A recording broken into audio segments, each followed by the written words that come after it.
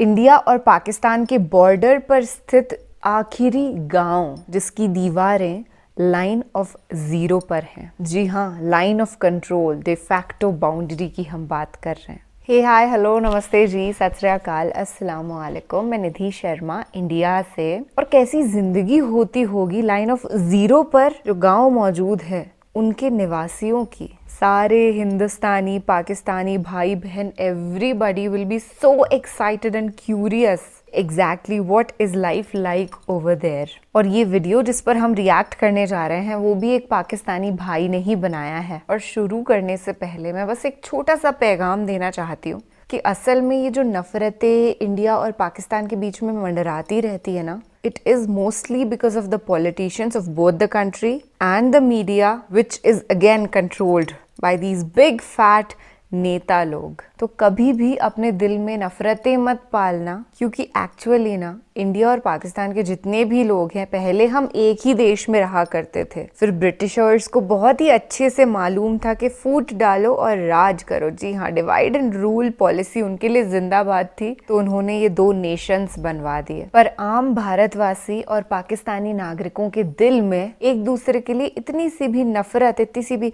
खटास नहीं है। मैं हेट्रेड भरे हुए लोगों की बात नहीं कर रही, क्योंकि वो तो दोनों ही मुल्कों में मौजूद भी हैं, वरना प्यार करने वालों की तादाद नफरती चिंटुओं से हमेशा ज्यादा होती है। So keep loving and spread the love like wild fire. अस्सलाम वालेकुम दोस्तों, मैं हूं माजिद मलिक और डिस्कवर द वर्ल्ड में आप सबको खुशामदीद। दोस्तों, आप अपनी जिंदगी में बेशुमार किस्म के दिलचस्प और खूबसूरत गाँव के बारे में तो जानते ही होंगे, मगर क्या आप किसी ऐसे गांव के बारे में भी जानते हैं जो पाकिस्तान और भारत के बॉर्डर पर पाकिस्तान का आखिरी गांव कहलाया जाता है? अगर आप इस दिलचस्प गांव के बारे में नहीं जानते तो ये वीडियो आपके लिए है, क्योंकि इस वीडियो में हम आपको एक ऐसे गांव के बारे में बताएंगे जो भारत और पाकिस्तान का जुड़वा गांव कहलाया जाता है। इस वीडियो में हम जानेंगे कि यहाँ लोग कैसे रहते हैं, ये लोग काम काज कैसे करते हैं, और इंडिया पाकिस्तान के इस जुड़वा गांव में लोग किस किस तरह की चीजें एक दूसरे के साथ तकसीम कर रहे हैं। जबकि इस वीडियो में आपको एक ऐसे गांव के बारे में भी बताया जाएगा जहां का हर शहरी नमाजी है, जहां कभी सिगरेट नहीं पिया जाता और ना ही यहां किसी किस्म की फजूल रसूमात को अपनाया जाता है। और यकीनन हमारी आज की वीडियो भी आप लोगों को काफी ज्यादा एंटरटेन करने वाली है। दोस्तों, आपको बताते चलें कि कसूर से तकरीबन 7 किलोमीटर की दूरी पर एक ऐसा गांव भी वाक़ है जिसे गंडा सिंह के नाम से जाना जाता है। दरअसल पहले यहाँ एक गंडा सिंह नामी शख्स रहता था, जिसके नाम पर इस गांव को आबाद किया गया। कहा जाता है कि जब पाकिस्तान और भारत दो हिस्सों में तकसीम हुए तो इस गांव का आधा हिस्सा भारत और आधा हिस्सा पाकिस्तान की हदूद में चला गया। पाकिस्तान के हिस्से में आने वाला गांव बहावल नगर पंजाब का हिस्सा बन गया और भारत के हिस्से में जाने वाला गांव राजस्थान का हिस्सा कहलाया जाने लगा। जबकि ये वही गांव है जो पाकिस्तान और भारत की बॉर्डर पर जीरो लाइन पर वाक़ है।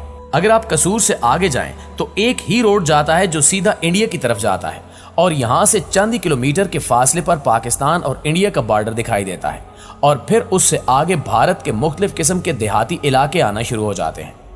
जैसे ही आप गंडा सिंह पहुंचते हैं तो इससे थोड़ा सा आगे अगर जाया जाए तो एक घना जंगल दिखाई देता है।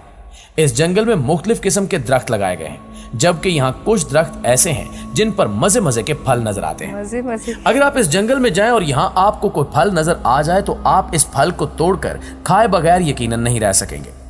इस जंगल को क्रॉस किया जाए तो आपको बिल्कुल सामने भारत का बॉर्डर नजर आता है, जहां भारत की फसलें दिखाई देती हैं। इन फसलों में रोजाना की बुनियाद पर भारतीय लोग आते हैं और यहां काश्तकारी का काम करते हैं, और फिर काम खत्म करके वापस अपने घरों को रवाना हो जाते हैं। भारतीय लोगों की कुछ जमीन का हिस्सा पाकिस्तान की हदूद में भी आता है। जब ये काश्तकारी करते पाकिस्तान की हदूद में आते हैं तो इनके साथ भारतीय फौज के चंद सिपाही भी होते हैं। ये लोग सब्जियां उगाते हैं, बीज बोते हैं और गंदम वगैरह का काम करते हैं, और फिर शाम होते ही वापस चले जाते हैं। और ये सब काम पाकिस्तान के लोग अपने एरिया में खड़े होकर देखते भी हैं, जो कि वाकई एक दिलचस्प नज़ारा है। गंडा सिंह के घने जंगलात से अगर बाहर निकला जाए तो एक खूबसूरत नदी नजर आती है, जिसमें हर वक्त पानी बहता रहता है। इस नदी की सबसे दिलचस्प बात यह है कि इसमें बहने वाला पानी पाकिस्तान की हदूद से नहीं बल्कि भारत की हदूद से आता है। अच्छा। यहाँ पाकिस्तान और भारत की जितनी भी फसलें हैं, इनमें जितना भी पानी इस्तेमाल होता है वो सब इसी नदी से किया जाता है। जैसे ही गंडा सिंह गांव में एंटर हो तो यहां आपको पाकिस्तान के छोटे छोटे मिट्टी के घर बने नजर आते हैं और घरों के बाहर लोग लकड़ियां इकट्ठी करते और मुख्तलिफ किस्म के छोटे मोटे काम करते दिखाई देते हैं, जो कि हकीकत में खूबसूरत मंजर पेश करते हैं। यहाँ के लोगों का कहना है कि वो सन 1970 से भी पहले इस गांव में आकर रहने लग गए थे।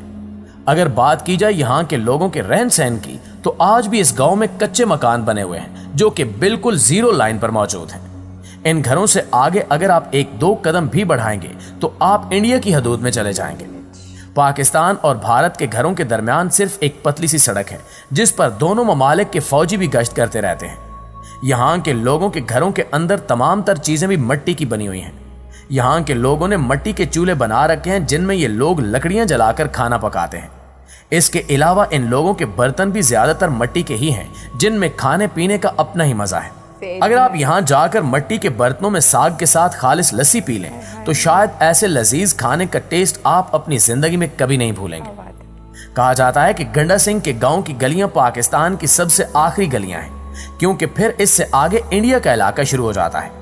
पाकिस्तान के इस गांव में एक खूबसूरत नहर भी दिखाई देती है जो सीधी भारत से आती है और फिर पाकिस्तान की हदूद से घूमकर वापस भारत की तरफ चली जाती है। ये नहर भारत और पाकिस्तान के बिल्कुल दरमियान वाक़ है, यानी कि इस नहर के एक तरफ भारत और दूसरी तरफ पाकिस्तान मौजूद है। इसलिए ये नहर इन दोनों ममालिक की एक बॉर्डर लाइन भी कहलाती है। वैसे तो आम तौर पर यह नहर बिल्कुल खुश्क हो चुकी है, लेकिन यहाँ के लोगों का कहना है कि पहले इस नहर में रोजाना की बुनियाद पर पानी बहता था, लेकिन अब जब भारत वाले चाहें पानी खोल देते हैं और जब चाहें बंद कर देते हैं। इसके अलावा इस नहर के थोड़ा सा पास एक पुल भी मौजूद है जिस पर गांव के अक्सर नौजवान लड़के खड़े होकर गप्पे लगाते हैं। इस पुल की एक खास बात यह भी है कि इस पर खड़े होकर भारत का बॉर्डर और इनकी आबादी भी साफ साफ देखी जा सकती है। अगर आप इंडिया और पाकिस्तान के इस बॉर्डर के पास मौजूद फसलों को जाकर देखें तो दोनों मुल्कों के लोगों ने अपनी अपनी फसलों में काफी सारे मवेशी भी छोड़ रखे हैं जिनसे ये हल चलाने में मदद लेते हैं। इसके अलावा यहाँ की फसलों में काफी बड़ी तादाद में मशरूम्स भी देखने को मिलती हैं। दरअसल यहाँ के लोग इन्हें खुद उगाते हैं, जिनके मुकम्मल तौर पर तैयार हो जाने के बाद इन्हें पकाकर खाया जाता है। अगर इस जगह जाकर देखा जाए तो वाकई पाकिस्तान और इंडिया का ये जुड़वा गांव और यहाँ के लोगों का दिलचस्प रहन सहन अपनी खूबसूरती की मिसाल आप है। प्यारे दोस्तों, वैसे तो पाकिस्तान में तकरीबन तमाम तर गांव ही ऐसे हैं जहां लोग सिगरेट पीते होंगे, कभी कभार नमाज पढ़ लेते होंगे तो कभी छोड़ देते होंगे, जबकि शादी की तमाम तर रसूमात भी शहरों की तरह गांव में अदा की जाती हैं। लेकिन यहाँ आप ये जानकर हैरान रह जाएंगे कि पाकिस्तान में एक ऐसा मुनफरिद गांव भी है जहां ऐसा वैसा कुछ भी नहीं किया जाता। अगर आप फैसलाबाद जाएं तो इसके थोड़ा करीब ही आपको एक बोर्ड नजर आता है जिस पर लिखा होगा चक नंबर 493। बस यहीं से इस गांव का रास्ता शुरू होता है। ये गांव अपने तौर तरीकों की वजह से काफी ज्यादा मशहूर है, क्योंकि हैरत अंगेज तौर पर इस पूरे गांव में एक भी फर्द आपको सिगरेट पीता दिखाई नहीं देगा। यहाँ हर छोटी बड़ी दीवार पर सिगरेट नोशी के बारे में तरह तरह के पब्लिक मैसेज भी लिखे नजर आते हैं कि सिगरेट नोशी खांसी करता है, सिगरेट पीना खुद को मौत के घाट उतारने के बराबर है, वगैरह वगैरह। यहाँ तक कि इस पूरे गांव में जितनी भी छोटी बड़ी दुकानें हैं, तकरीबन सब दुकानों पर एक भी सिगरेट का पैकेट नहीं मिलेगा। जबकि इस गांव की सबसे अच्छी बात यह है कि यहाँ हर छोटा बड़ा नमाज का भी काफी पाबंद है। यहाँ की मसाजिद में गांव के शहरियों को नमाज पढ़ने की तलकीन की जाती है और ये लोग अपने गांव की मसाजिद के इमाम की बात को गौर से सुनते, समझते और इस पर पूरी तरह अमल पैरा भी होते हैं। यहाँ एक हैरत की बात यह भी है कि इस पूरे गांव में आपको एक भी भिखारी देखने को नहीं मिलेगा, क्योंकि तकरीबन यहाँ हर शख्स कोई ना कोई काम करता नजर आता है। इसके अलावा इस गांव की एक मुनफरिद बात यह भी है कि इस गांव के कब्रिस्तान में तमाम तर कब्रें भी एक जैसी बनाई जाती हैं। यहाँ किसी एक भी कब्र को पक्का नहीं किया गया, सब की सब कच्ची ही बनाई गई हैं। सिर्फ इतना ही नहीं, बल्कि इस गांव का हर शहरी शादी ब्याह के मामलात में भी फजूल रसूमात को अपनाने की बजाय सादगी से मस्जिद में निकाह करना बेहतर समझता है। अगर कोई शहरी अपने घर की शादी में किसी फजूल रस्म को अपनाने पर अड़ जाए तो फिर इसका पूरा खानदान उस शादी में शिरकत करने से इनकार कर देता है। इसके अलावा पूरे गांव में किसी घर या दुकान पर आपको गाने की आवाज नहीं सुनाई देगी, जिस वजह से इस गांव में किसी किस्म की बेहयाई का नामो निशान तक नहीं पाया जाता। यहाँ के शहरियों को ऐसा करने पर मजबूर नहीं किया जाता, बल्कि वो ये सब खुद अपनी मर्जी और खुशी से करते हैं, क्योंकि इनका मानना है कि आज अगर दीन इस्लाम के असूलों को अपनाकर अच्छे रास्ते पर चलेंगे तो कल इनकी नस्लें भी अपने बड़ों को देखकर उसी रास्ते पर चलने की पाबंद होंगी। जी तो प्यारे साथियों, ये थी हमारी आज की वीडियो। इस हवाले से आप दोस्तों की राय क्या कहती है कमेंट करके हमारे साथ शेयर जरूर कीजिएगा। इंशाल्लाह आपसे मुलाकात होती है अगली वीडियो में।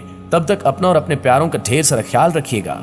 अल्लाह निगहबान। अल्लाह निगहबान। कितनी बेहतरीन बात है कि कोई स्मोकिंग नहीं, कोई ड्रिंकिंग नहीं, कोई बेहयाई नहीं और सब नमाज के पाबंद हैं। इससे बेहतर कुछ हो सकता है? काश कि ये पूरी दुनिया ऐसी हो जहाँ पे कोई अल्कोहलिक ड्रिंक्स का इस्तेमाल ना करे, कोई ड्रग्स ना करे, बेहयाई के अंदर मुब्तला ना हो। तो ये दुनिया जीने के लिए कितनी कितनी ब्यूटीफुल प्लेस बन जाएगी ना। बट आजकल तो शहरों में ऐसा माहौल है, हमारे जयपुर में ही देख लीजिए, बड़े बड़े लिकर मार्ट्स खुल रहे हैं। कई मर्तबा ऐसा हुआ है, हम लोग गाड़ी से कुछ शॉपिंग करने के लिए जा रहे हैं और मेरे भाई को, मम्मी को, मुझे खुद को ऐसे कंफ्यूजन हो जाता है कि ये मॉल है क्या, यहाँ पे ग्रोसरीज मिलेंगी क्या? और फिर देखो ढंग से तो दिखाई देता है अच्छा ये तो दारू का अड्डा है। तो ये जो गांव है ना, हम सब के लिए इबरत हासिल करने लायक जगह है और हम सबको किसी नशे के अंदर मुब्तला नहीं होना चाहिए कभी भी। अल्लाह की किताब जो कुरान शरीफ है उसमें लिखा हुआ है कि नफ्स पर काबू करना सबसे इम्पोर्टेंट चीज़ है if you want to get enlightened in your life. तो ये जब नफ्स